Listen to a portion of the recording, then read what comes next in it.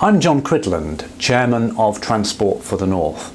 We are moving to be the first sub-national transport authority across the whole of the north of England for 16 million passengers and entrepreneurs. The first thing we'll do this autumn is produce a transport plan for the north for consultation. The evidence base for this is really important. What we're looking at are what are the major changes we could make to road and rail connectivity between our cities, our rural areas, our ports, our airports, which could make a meaningful difference to raising the opportunities for people to travel to higher quality jobs and to get goods and services to markets around the world. The opportunity, therefore, is to use transport connectivity and a new northern transport strategy as a way of improving aspirations and living standards for northern citizens. We need everybody to see this as an opportunity to do something differently.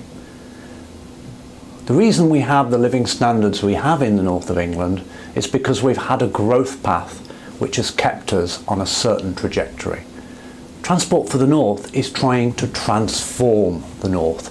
It's trying to add about £5,000 per head to the income of northern citizens. That will take a generation or two to achieve, but it'll happen because children in a family have an experience in a northern school that enables them to pitch for a really high quality job somewhere in the region that their brothers and sisters, and certainly their parents, would never have conceived possible. It'll happen because a northern entrepreneur smells an opportunity to take their invention or their product or their service to a market around the world and use one of the North's excellent airports or excellent seaports to take that product for them. In other words, it means somebody doing something differently. Transport for the North can work up the transport connectivity to do this, but it's citizens in the north as passengers and entrepreneurs in the north as wealth creators who need to think, if TfN can give me this opportunity, this is how I could seize it. This is what I could do differently.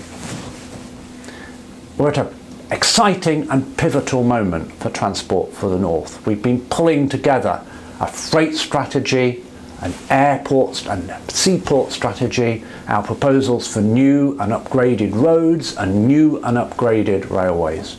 This autumn we'll pull all that together into a single transport plan with our preferred options for investment in the north of England over the next 20 years or so. That plan, comprehensive and multimodal, transport for an economic purpose, will then go out for wide-scale consultation. People will see change in their lives, just as they're seeing transport improvements on the railways through the new rail franchises, and they will shortly see improvements to smart travel and smart ticketing as we roll out new approaches to season tickets and eventually contactless ticketing. So change is coming.